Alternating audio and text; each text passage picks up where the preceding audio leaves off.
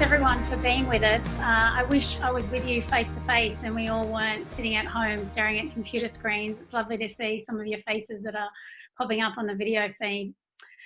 Welcome and thanks for joining me to our first Impact 2020 webinar, and I hope this finds you all well and coping in what are monumental and difficult times in our history. Like most of you, I'm sitting at home. We happen to live on Dharawal country, and I want to acknowledge the traditional owners of the land as the traditional custodians, and to pay my respects to Indigenous elders past and emerging. And please let me also pass on my respect to any Indigenous people who might be on the webinar with us today. At a time when COVID-19 is keeping us all physically apart, we're launching this online summit to help bring people together and bring you our work virtually. Our tagline, which you might have seen on social media, is "Brilliant things happen when we come together." And what we're really hoping for is that this will build connection and collaboration and become a powerful tool for helping to catalyse change over the next 6 weeks and into the future. There's a whole bunch of things I'm going to be referring to today around homelessness and digital inclusion, systems thinking, etc., that we're going to feature in other webinars that are going to be rolling forward over the next few weeks. So I hope if you haven't already subscribed, please do so, and I hope to see you at other webinars in the future. And don't forget the hashtag that Rhonda mentioned for us, Impact2020 online. Before I kind of kick into the actual presentation mode, just in case some of you aren't familiar with the Centre for Social Impact, we are a network of 3 universities. Our focus is on research, education and leadership development around catalysing positive social change. I could say so much more, but it's not what you're here to hear about, so you can check us out online if you want some more information.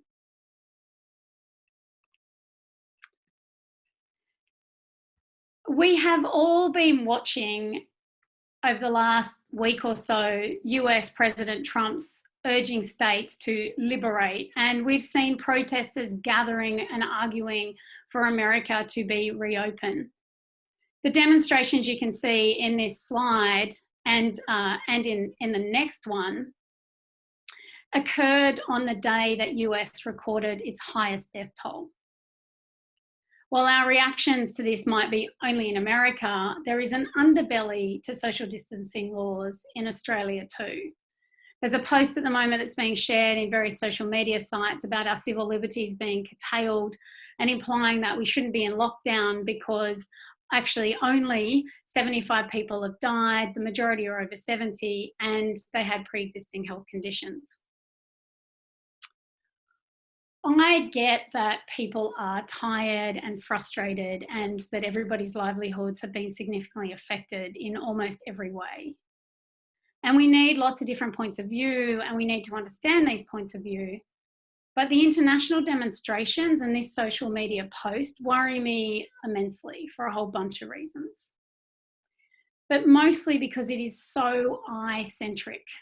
And it raises a whole host of questions for us about this not being a collective responsibility, about whether and how much we care and value for our older people and people who are vulnerable, about the value we put on human life over economic outcomes, about how we think and care about our essential workers and how we do our best collectively to protect them, and about people's lives being thought of as so meaningless or numbers when they're not connected to a my dad, my mum, my sister.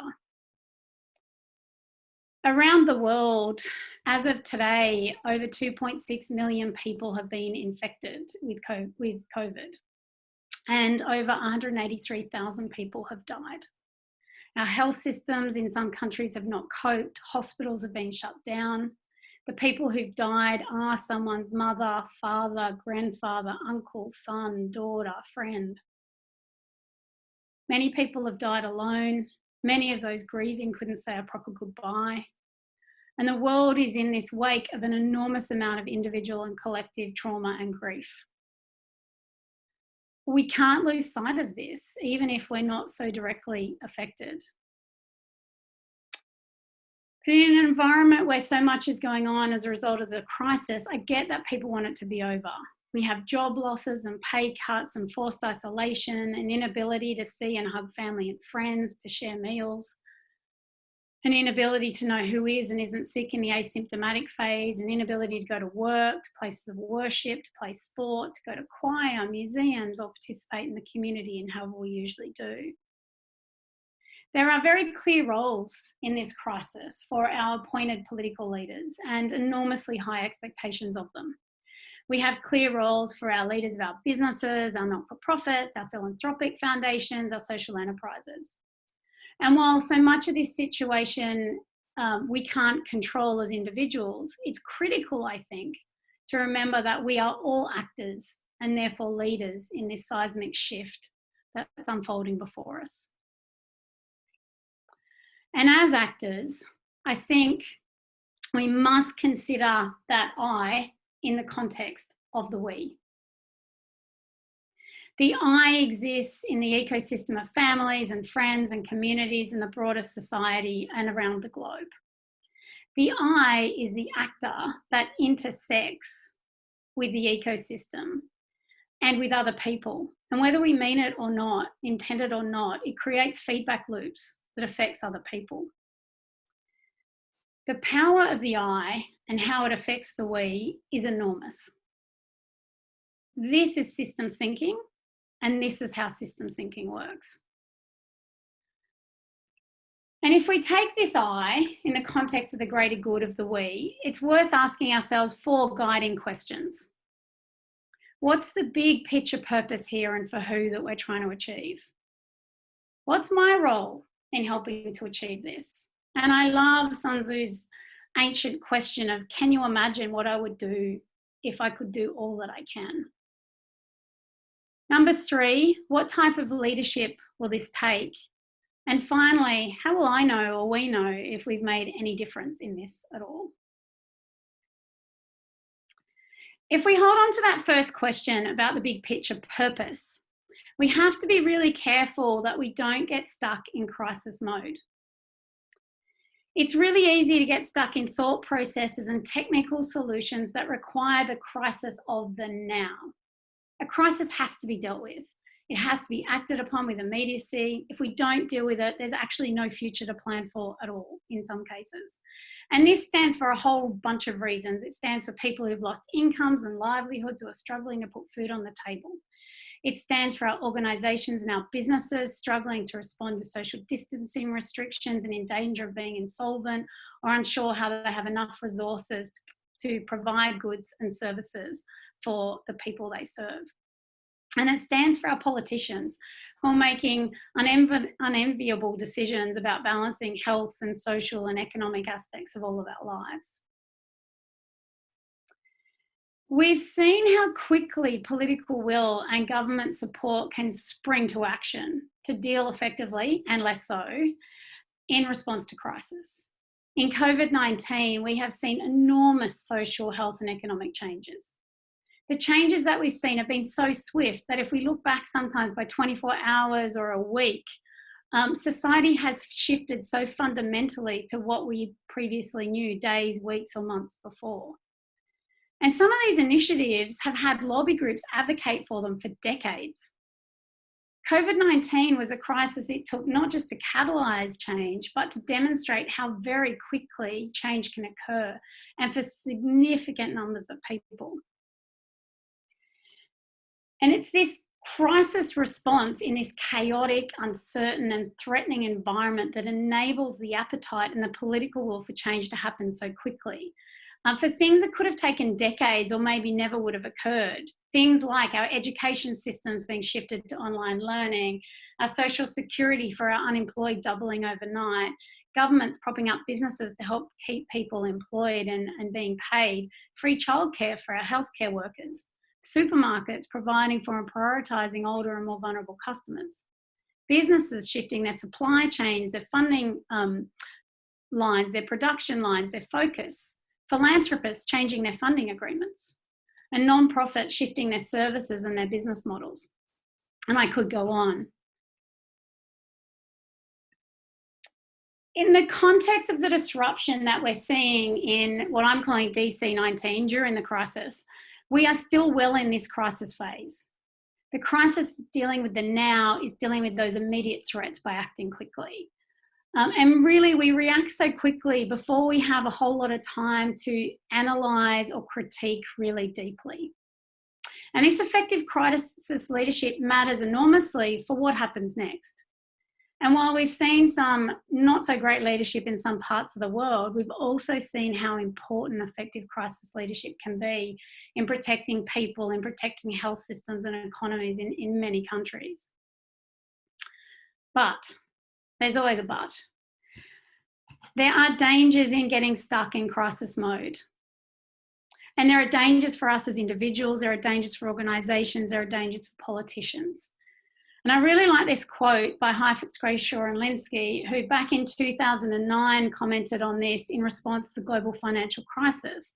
And they were commenting about the danger of organisations getting stuck in this quick-fire crisis response mode, and the danger being around people hunkering down, about them getting stuck on technical solutions and short-term fixes, about just tightening controls, putting in cuts, restructuring organisations, and people defaulting to what they know to allay fears and calm things down. And the danger in this is that the primary mode just goes into how do we weather this storm. We know that many leaders around the world have already started talking back about returning back to normal. Our own Prime Minister in Australia, Scott Morrison, has called it the snap back, where all the measures that were put in place are going to be turned off and we're going to return to a place that we were previously in. Philanthropy and organisations have already been talking for some time about shifting their resources to supporting the two phases. One, the crisis phase, two, the recovery phase. And many organisations and businesses are absolutely in this crisis mode of leadership about weathering the storm that Heifetz and others talk about. And they're trying desperately to keep their lights on and keep the bills being paid. But the question I think we need to ask is weathering the storm enough? There are two traps here that are going to affect whether we achieve those four guiding questions that I started on. The first trap is that we get stuck in behaving this crisis leadership mode and we don't adapt our leadership responses. And the second trap, which is related, is that we end up with a future that doesn't serve our organisations or our society, that we lose sight of that big picture purpose that we're trying to achieve. And while there is absolutely talk all over the place around crisis and recovery, I don't think we should see these two phases as distinct chronologically. If we don't focus on both of them now and ensure that they actually intersect together, we're in danger of not achieving our goals and falling into these traps. I also think we shouldn't see this transition as a bridge. A bridge suggests that we have two distinct places. It suggests or illustrates that we just need to connect these two different scenarios of crisis and recovery. It signifies that we could travel from one place to another place and that we could go back if we wanted to, and we had the means to get there. But history, and take the World Wars and the Great Depression, and actually while we're at home, here's some of my history books behind me. History has taught us that there is no going back. We can't undo the seismic shifts in society. We can't undo the enormity of the impact on our social, family, education and working lives. We can't change the impact on technology, our health systems, our economy or our political systems. Aspects of our life and society have fundamentally changed and we can't go back even if we wanted to. We also can't stay in this state of crisis. It's not sustainable. Financially, socially, mental health-wise, workforce-wise, we can't afford to maintain the COVID-19 measures in any infinite way. So we can neither go back, nor can we stay in this current state into the future. And because I have the microphone, I'm going to digress for a second. And let's say that I've gotten this wrong, that we could go back if we wanted to. Would we?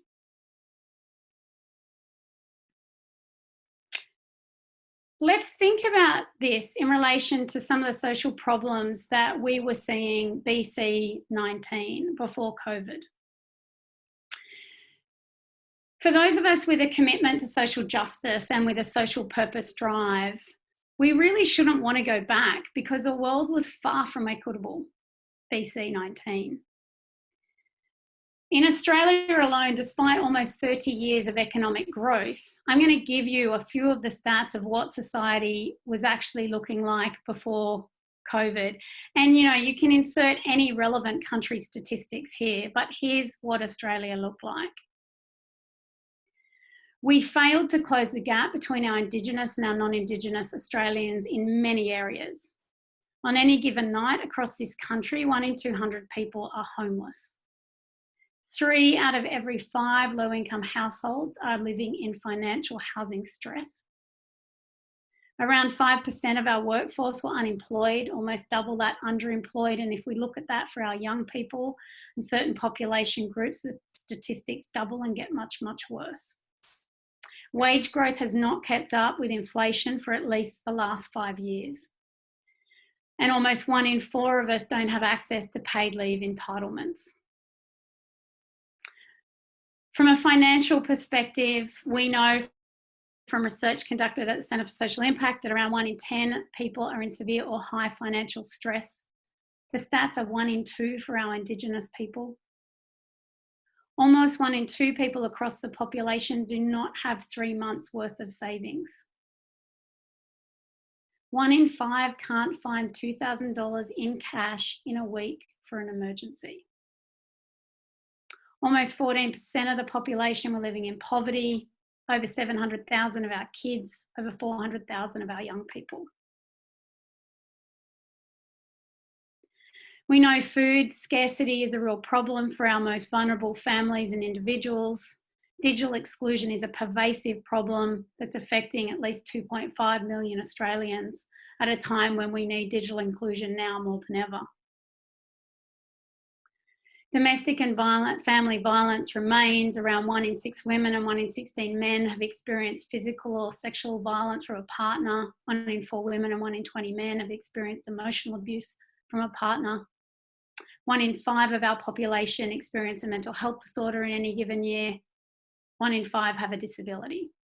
And we know for both disability and mental health, people in that situation are more likely to experience high levels of psychological distress, poorer health, poorer employment, income, and other poorer outcomes than their counterparts. If we look at this by state and territory level, we have looked at social progress and the Social Progress Index across the country compared to how that fares globally, and we know our states are not faring that well. Our social and environmental progress has not reflected the individual economic growth we've seen as a nation or at a state and territory level. We have a social security system in Australia before COVID-19 that left many people below the poverty line, and in a cycle of mutual obligation where the obligation side was almost impossible to meet if you're long-term unemployed and experiencing any kind of complexity in your life. In this BC 19, the before COVID and during COVID, our system of the I and the we created significant numbers of people who were vulnerable. History has taught us that during COVID-19, we should expect these numbers to actually increase, and the situation will become more dire. People who've never known what it's like to lose and not be able to find a job, to not have stable housing, to not be able to get enough food to eat for their families, to not be able to access urgent life-saving medications or medical care, who've never known what it feels like to not be able to breathe properly, are going to be exposed to challenges and experiences that they could only have ever had imagined. Those in the global south are most likely to be most affected. Oxfam, for example, has predicted that COVID-19 could push 500 million more people into poverty. We also know that after COVID-19, AC19, this recovery is going to be slow, and it's the most vulnerable who will take the longest to bounce back if they ever do. In Australia, the 1990s recession taught us what the tail end of long-term unemployment looks like. It's incredibly long, and people who are most vulnerable will be most affected. Despite these social and economic realities, preeminent economists are calling for health to be prioritised over the economy. Our Reserve Bank Governor, Philip Lowe, called this the break glass emergency moment for spending money. And he said, we really shouldn't be worried about all the debt that we're going into. In both of these examples, I think what we're seeing is leadership that's focused on the bigger picture. It's focused on the purpose and what we're trying to achieve, and those people taking their roles and thinking about what they can achieve with them. However, Lowe also heeded the warning about after COVID-19 when debt will have to be repaid into the future, and it is going to constrain our choices. What choices we make in the context of society is going to affect what kind of future we want to live in. And what does that then mean for the I in the context of the we? And we all have a whole lot of roles to play, I think, in this. Possibly none more so than our for-purpose sector, our not-for-profits, our charities, our social enterprises, our philanthropic corporate partners. They're all key in this. Our not-for-profit sector, for example, has been estimated by Deloitte back in November 2017 to have been valued to make an economic contribution of $129 billion. The not-for-profit sector has 1.3 million employees in Australia and over 3 million volunteers. It's incredible. And it sits right up there as other industries go in our contribution to that workforce and the economy. But I want to get away from the dollar stuff. And I want to talk about the values piece that not-for-profits offer, and the value that our for-purpose sector contributes is immeasurable. They are fundamental to the delivery of human services and the functioning of society. And when we think about it, almost every aspect of our lives, whether we're vulnerable or not, is touched by not-for-profits or community organisations. They do amazing work. And if we think about those things, many of our sporting and recreational activities, our art galleries, our museums, our religious groups, our education providers, our healthcare, aged care, disability care, childcare, community services, our humanitarian aid, our legal services are almost all not-for-profits or charities or in that for-purpose space. These organisations do amazing work, and I'm privileged enough to work with a whole lot of people who work and volunteer for them. But as the economy becomes more fragile, they'll have higher demands on them. We know that. And some are going to struggle to survive, irrespective of the value they offer to society. We know that many of them are already struggling with underfunded services, with cross-subsidisation, and a culture where donors don't want to pay for overheads. And charities need overheads to do their jobs well. It's left many, especially smaller community organisations who are integral to that functioning of community, with inadequate equipment and a lack of investment in their capacity to respond to times like these. We're seeing some impressive philanthropic responses, but there's much more that needs to be done. And we need to question whether the traditional market mechanisms are actually really fit for our charities and for-purpose sector. And while some of the crisis responses by this group have been incredible, there are a whole lot of groups that are still being left behind. Our asylum seekers, our migrants, our short-term casual workers, and I could go on with the list. And the for-purpose sector is really concerned about these groups, as I'm sure many of you on this webinar are. We're concerned about not just the people that are getting left behind, but we're also concerned about a reversion to the past, to this snapback, or worse, a regression from the progress that we've previously made. We must avoid a situation where we're returning to this concept of a deserving and an undeserving poor scenario, where those who were affected by COVID-19 are seen as deserving poor, and those who were unemployed before or after COVID fit into this undeserving category and are forced to go back to live into poverty.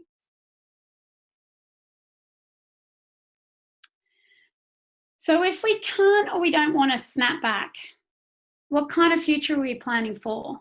And what kind of leadership is this going to take? People are talking about recovery, but leaders and organisations, like I said before, are still largely stuck in this crisis mode. The question I want us all to be thinking about is, how do we lift our gaze to not just plan for, but rewrite the future before it's upon us and before we're reacting to the next crisis? The crisis and the recovery phases hold different problems, and we need different leadership responses to them. As I said before, these aren't distinct chronological phases. They overlap and intersect. They are interdependent. And we have an opportunity to solve some of those complex social problems that I was talking about. But what we need to navigate very carefully is how we deal with the crisis and the recovery now. Heifetz and Grayshaw explain, people who manage this best are those who can practice adaptive leadership. They can hit the organisation's reset button. They can manage both the turbulence as well as planning for the future. They can change up organisations and redefine the work people do and hold that purpose piece very carefully while balancing the tensions of the crisis of the now.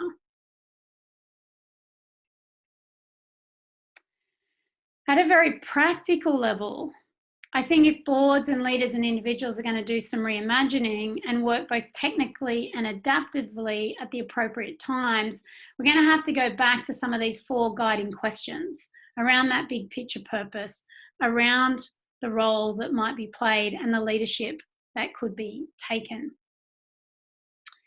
And one of the keys here is going back to recognising that dealing with crisis and the reimagining and planning for the future phase require that different leadership responses. Remember, in our crisis, it's quite immediate. The question we need to ask ourselves is, are we pausing long enough to make sure that in our crisis responses, we're not compromising our ability to deliver on our purpose and what we're trying to achieve into the future? And I think a really useful framework to draw on in thinking about this and in making decisions is Snowdens Canadian framework. And I don't know how many of you have seen this. There's an article where this picture's from in the Harvard Business Review, but there's also a fabulous YouTube where Snowden talks through how this works that I quite like. And basically what Snowden explains is that we need to understand the different types of problems we're solving for. Simple problems, complicated problems, complex problems, all require different types of responses in how we might deal with them, or we have a danger of falling into chaos or a disorder when we don't know what phase or problem we're actually solving for and what the response should actually be.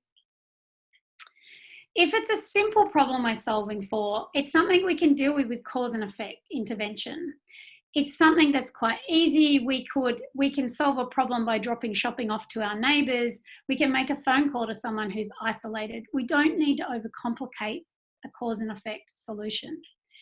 If we're in the complicated space, say creating a vaccine for COVID-19, getting telehealth options to people, those are complicated problems and they require a whole lot of people to come together, different experts with different expertise. They require trial and error and adaptation. But eventually there will be a linear cause and effect and we can solve for this problem.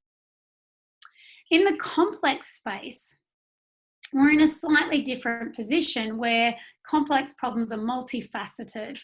They aren't linear. We can't just put 1 + 1 = 2. There are a whole lot of things going on with complex problems that are influenced by all sorts of things in the ecosystem. And things like addressing homelessness, mental health issues, poverty, financial well-being, family domestic violence, etc., are all complex problems, as is, by the way, raising children. So the key with this, in terms of using it as a decision-making framework, and in thinking about how we bring together this crisis and recovery phase, is being absolutely clear around what problem we are solving for, because different types of problems require different kinds of leadership responses. If we are in this complex space, then we really have to take the time to probe. We have to take the time to ask different questions. We have to see different perspectives, and we have to think using a systems lens. Misdiagnosing the problem that we're in is a real, not just a challenge, it can land us into a sense of chaos and disorder and can be very expensive and very time consuming to fix. It can mean that we don't just waste time, resources and effort in coming up with a solution. At worst, it can mean worse outcomes for our people that we're trying to serve or our organisations overall. This isn't just about us. It's not just about our organisations. To me, this is about lifting our gaze and understanding the ecosystem. It's about understanding the problems we really need to solve for and having absolute clarity of purpose around what we're trying to achieve.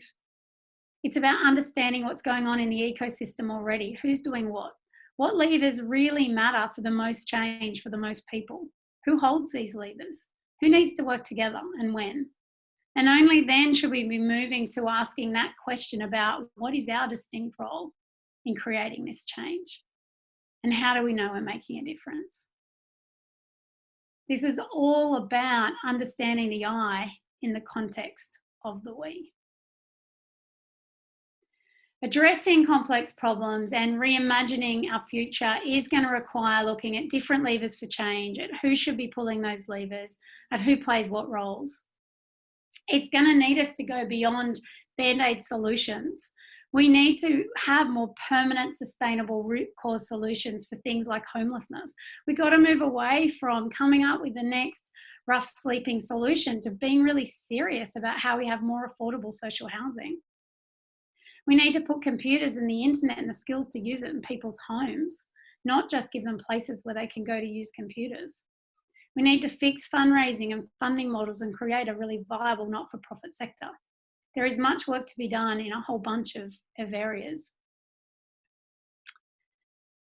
In this future, we need to reimagine our economy and our society and the inequities that are entrenched and our roles in it. Now is the time to reimagine and plan for that future, not just to deal with the crisis. Leaders and boards need to be asking not just how do we survive or how do we do more for less.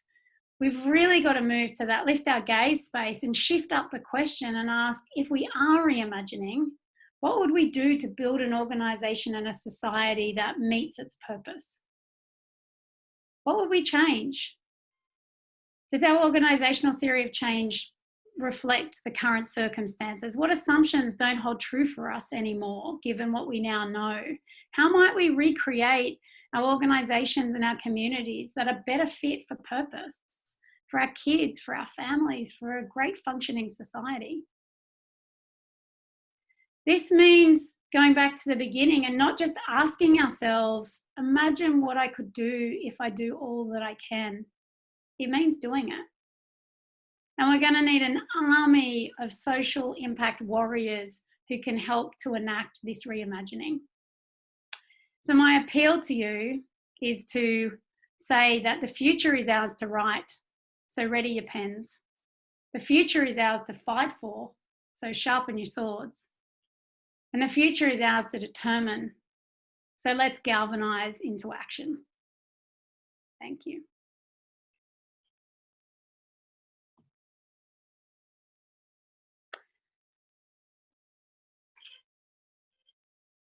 I think we are going to Q&A. I know the chat function is open. I will have a look at it. My colleagues, Nicola and Rhonda, have been collating your chat as we speak. So I'd love any feedback, comments, questions. It would be really great if this could be interactive. I wish we were in a room together. I know it doesn't work so well online, but it's the best we can do, so let's make it count.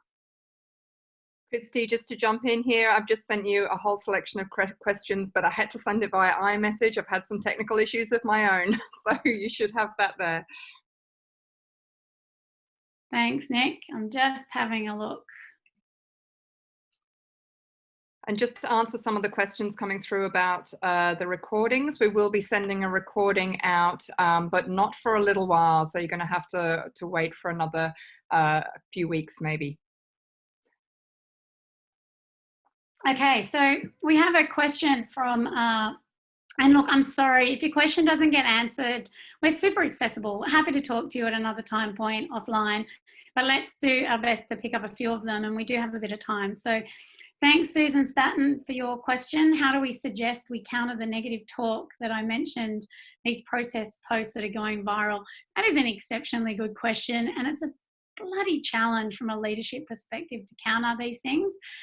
One of the leadership skills that I quite like is countering it around that question of, well, that's really interesting. How do you know that?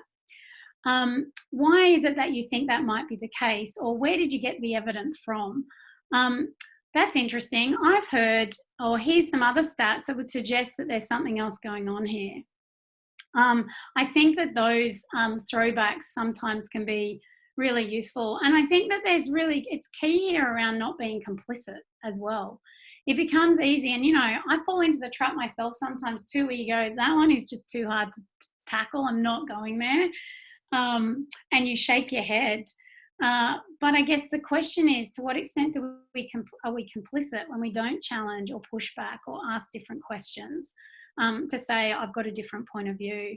And sometimes when we come out and say, well, that's interesting, but I've got a different point of view, we get other supporters that come along and say, hey, I think that too. And we can galvanise the kind of positive side to the social media piece. Thanks, Susan. S. Barter, sorry, S. Barter, I don't know what your first name is. So S asks, my question is, how do we encourage more ordinary people to move from focusing on fear to focusing on the future? It's a really interesting question, and I had an interesting conversation with some of my board people that I work with on other board directors and alumni from our Governance for Social Impact course just yesterday. We were on a Zoom call about this issue of balancing fear and panic, and also the enormous load people are under and stress people are under in dealing with the crisis, and how can we possibly ask people to do more around reimagining the future. And we're talking about how you hold at both times a sense of support, but also a sense of challenge, so that actually we can be both supportive and help calm the situation down, while also raising the challenge enough so we're not just dealing with the crisis of the now, but looking to the future. And the Heifetz and Lindsay guys that I referred to in the seminar, in their leadership work, I have one of their books behind me, they actually talk about raising the heat and bringing the heat down. So if somebody's in enormous distress, enormous fear, then our job is to settle them down, bring the heat down enough to a level they can handle, but to also make sure that things don't become so easy that we let go of that big picture purpose and what we're trying to achieve. And so managing the temperature around that is really important. So that is a really great question. Okay, question from Toby about history. I like this. I haven't read your question yet, Toby, so I don't know if I can answer it, but let's have a look. In the context of the fact that history has taught us that there is no going back, we have seen an extreme amount of change in a relatively short period of time. What is there to suggest this speed and adaptability to change will revert back to a slower speed, i.e. the old normal? Or do you think that this pace is ongoing, and if so, is it sustainable? Good question, Toby. I'm not sure that I'm like completely the right person to answer this, but let me give it a shot. I think with history, I mean, let's take sort of what happened after the Second World War. We saw fundamental changes in society after the Second World War. I mean, even just, and I could list them, but I won't because it'll take up too much time. But even if we just think about changes to the way that mental health was dealt with, changes to women in the workforce, and the way families functioned, we never saw a going back on any of that. We definitely see a slowing of the pace when things settle down, and we can't sustain a frantic under the water pace. And even if you look at that sense of what good leaders do in crisis, that permission to settle and calm, even if there are moments of extreme pace and angst, is really, really important around individuals surviving. And, you know, as leaders, you know, and for me, if I don't run or ride or swim, I can't swim at the moment, I really miss the pool, then actually it's really hard to do the busy work and be calm about it. So I think, Toby, in the answer to your question, history has taught us that we won't go back. I think there will continue to be adaptability and change as a result of the changes that we've seen. And I think there's some good examples in history that tell us that. I think the pace will slow down. I think we just have to balance that piece around how do we hold enough of that heat that I was talking about from a leadership purpose perspective to hold on to a bigger vision, then a sense of, okay, we can all relax now and take our foot off the accelerator and just say our job here is done. And I know that the not-for-profit sector work seems to never end for those of you who are in the for-purpose space. Some more questions. Nick, is there anything you want me to prioritise? I'll keep reading. The old unmute. Yeah, I think there's just about 3 more questions. If you can get to them, that would be great. There's also a few questions that have come up in the chat since we started the Q&A. I'll leave Nick to have a look at ones in the chat. I've sent them across to you, Kristy. Catherine Meyer, my team. Hi, Catherine. Kat's asked, how do you propose that we as a society start to operate from a we perspective as opposed to predominantly from an I perspective? That's a really nice question, Kat. And I think this goes back to my ecosystem, and I wanted to include a picture, which I didn't because the slideshow was busy enough. But to look at like the individual in the context of the circles that you exist within, the individual within the family, within your community, within your organisation, whether you do or don't have policy levers at your disposal.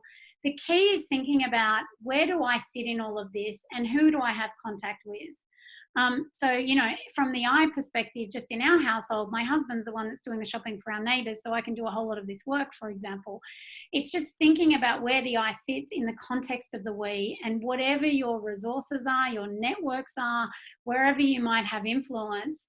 And that piece around systems thinking, and we'll have a webinar on systems thinking and what that kind of looks like in more detail down the track. I think Ali Walker might be running that, is really important, because what it means is that it goes back to we are all actors in this and we have power to influence small things and big things. And I think there is really great promise in going, connecting the I to the we. Paul Metcalf, Paul has asked about institutional funders and talking about funders that have incredible access to funds that are hemmed in to their constitutions and compliance requirements. What can be done to speed up access to the wealth they control? Good questions, Paul. So on that philanthropic front, I'm actually involved in a charities crisis cabinet that is being chaired through Community Council of Australia and has a bunch of incredible leaders that are part of it, one of whom includes Sarah Davies, who's the CEO of Philanthropy Australia, who also sits on our board. We're very lucky to have Sarah and some other fabulous board members. And they are working on, with government and also with the Charities Crisis Cabinet and other philanthropic partners, sort of an advocacy piece around how we actually change some of those fundraising bits and pieces. And there is a whole lot of work going on in that space as we speak. So people are on it and are being supported on that front. I think I've got 2 more in my text. Catherine, how do we overcome the short-termism that plagues our economic and financial system? Where does the change come from? Academics, business, investors? The short-termism is really interesting because all of those stats that I threw out before and talking about like the decades of work that's gone into it, I was like, you know what? I didn't need to do any of this academic work. Hundreds of us around, well, you know, thousands, millions possibly around the world have been advocating for all this stuff for years. We didn't need to do any of it. We just needed COVID crisis to come along and catalyse change for us. I'm saying that a bit flippantly. I don't really mean it. But how do we overcome short-term? The short short-termism is a real problem, and a part of that is about political cycles. I think what's been useful about this during COVID's piece is what we've seen around political will and appetites. And we've seen our current government, for example, is a government that sits around neoliberal ideology. And it is amazing how that ideology has been completely flipped on its head to be a far more social agenda in terms of the policies that have been enacted. And what I'm hoping for is that in this climate, that short-termism is making people look much more long-term. The decisions that are going to take decades to pay off. And so what we really need to hold on to is people's willingness, ability and adaptability to make those longer term decisions to ensure that we have a future and we can look in that bigger picture. I think we need to do more visioning, and there's a number of people who sit behind, things like the Australia we want. That is really important because it gets us beyond just the economic argument. We need to stop just talking about return on investment as a financial piece and start really thinking about how we pull back and put humanity back into the centre of all that we do and all that we want for the world. Okay, couple more questions. Tori Edwards. Didn't we see a massive backlash in the 1950s from gender progress made during World War II? How do we avoid the post-crisis now? Yes, we certainly did. And we saw, and I think what you'll see is, in any time of disruption, there will always be factions. And our job is to work out how we navigate those factions and how we understand where each of those factions are coming to and what it would take to bring people along to work out where we want to go into the future. And the interesting piece around that example that Tori shared about the backlash in the 1950s, we saw the feminist movement into the 70s. And so, the work, and we still have gender pay gaps. We still have work that needs to be done. So I guess the fight for the equality piece is probably never going to end in any sense. But how do we keep making progress? And how do we keep making sure that we're aware of what's going on and that we don't become too complacent and think that there isn't work left to do? And I'm sure there are people on this chat that are far better qualified to answer that question, who've done a whole lot of work around civic action. And there are amazing people who progress these kinds of things. Final question from Andrew Coogan. Can we campaign for more capital for superannuation funds to be used significantly to increase investment in the social purpose sector? Great question, Andrew.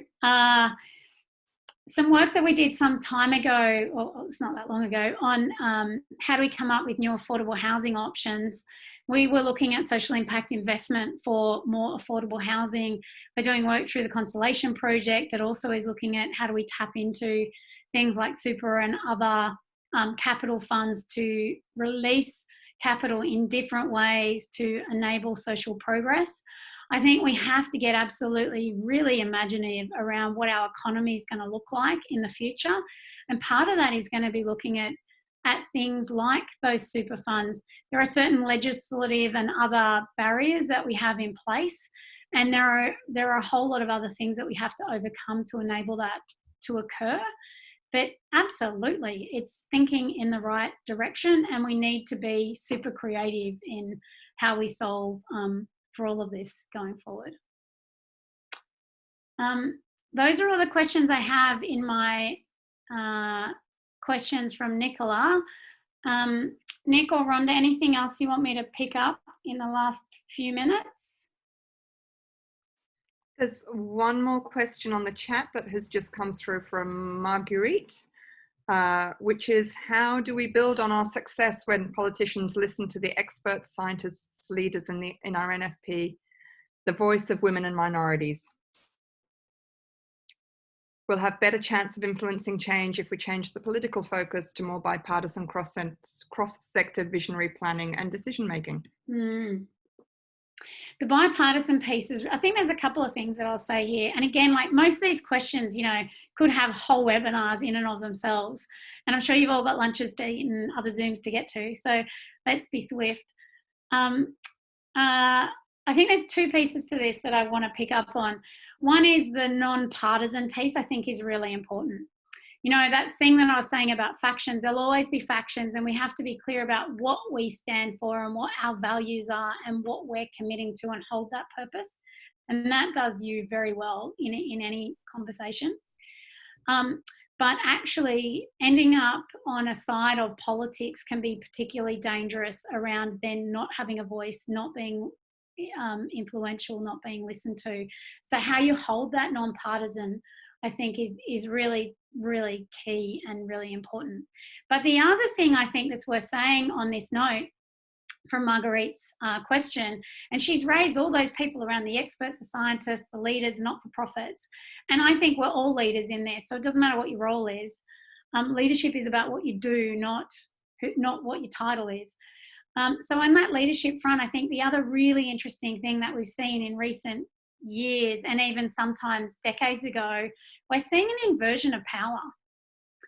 The inversion of power is that it's no longer like that pyramid where the people at the top get to make all of the decisions.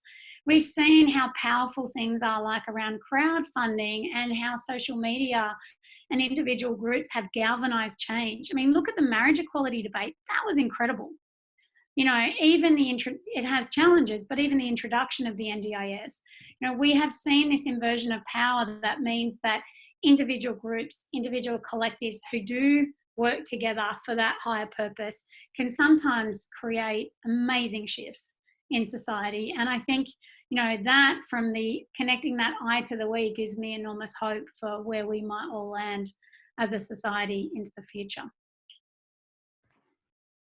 Sorry, Kristy, a couple of questions more have come through. I've just sent you one through from Joe Kavanagh, and I've just got one here from Angela, which I'm sending to you now. Okay. Sorry, people, for missing those. There's quite a lot of chat. Yeah, so Joe's question is, what would it look like if we think of it as movement making rather than a fight or a war?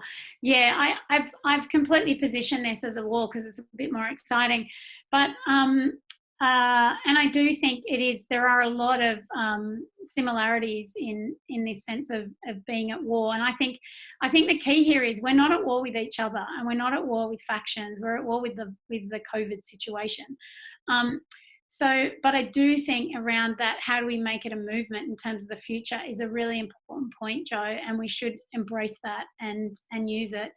And you're right around language. So her second question is, what language would we use to enroll and embrace and take people with us? The language we use is so critical and so important, and we have to be so mindful of what that language is.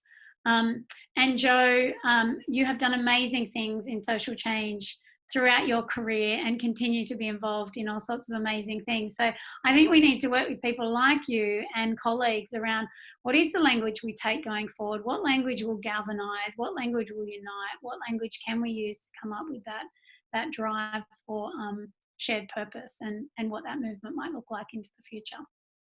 So thanks, really important question. Do I have time to answer the final question? You want me? So it's from Angela Stotti. It's been really interesting to see the deserving and undeserving poor narrative play out in the distribution of relief. Yeah. Seems to me that storytelling has never been more important. How do we ensure that the arts sector, which is so vital in sharing human experience and connecting us with different eyes, and the broader we doesn't fall off the priority list? Oh, such a good question, Angela. Thank you for asking it. I'm glad we had time to fit it in.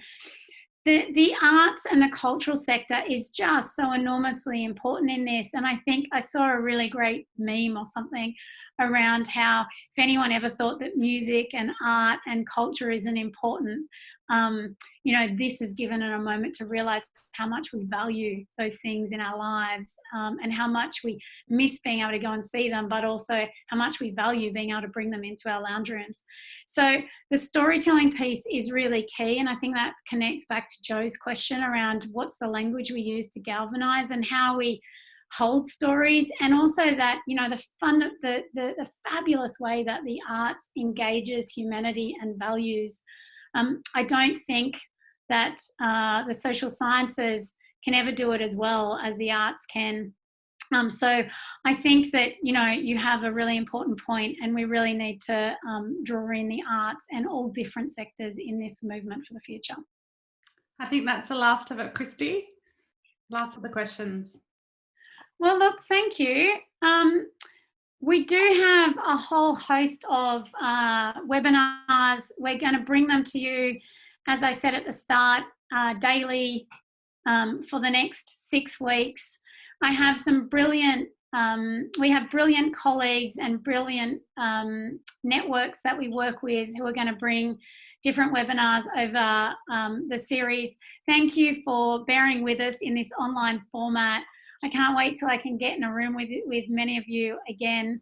And please stay well, stay safe, and hold on to your values and keep humanity at the centre. Take care.